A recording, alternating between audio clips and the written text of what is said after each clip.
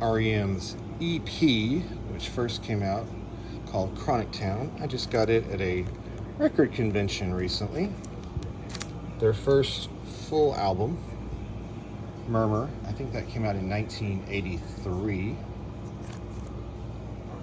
In 84, Chronic Town came out. 85, they came out with Life's Rich Pageant. No, I'm sorry. Fables of the Reconstruction. Sorry. Then, Life's Rich Pageant. I think this is the first song I ever heard by R.E.M. back when it first came out. I think I first heard Fall on Me played a little bit. And of course their breakthrough album, the album that first got them famous, is this one, Document. This had The One I Love, and It's the End of the World as We Know It, and I Feel Fine. Now this is not actually a studio album. Dead Letter Office is like B-sides and leftovers, and they collected them into an album, so it's kind of a, an extra album.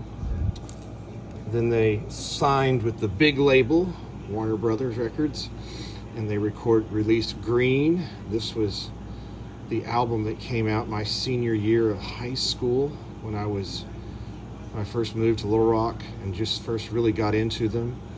And I bought this album brand new at the mall, and you can still see how much I paid for it. The original price and the sale price. That's how much records were when I bought that.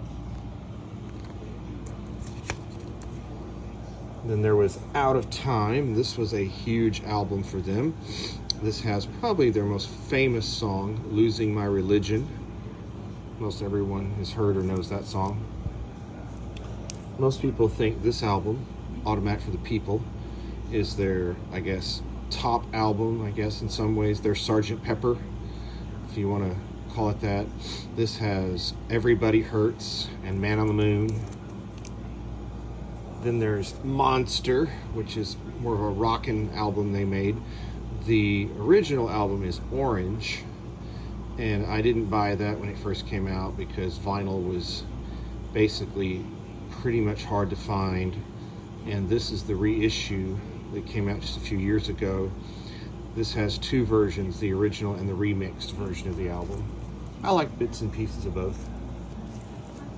Their last album as a foursome, New Adventures in Hi-Fi, another really great album.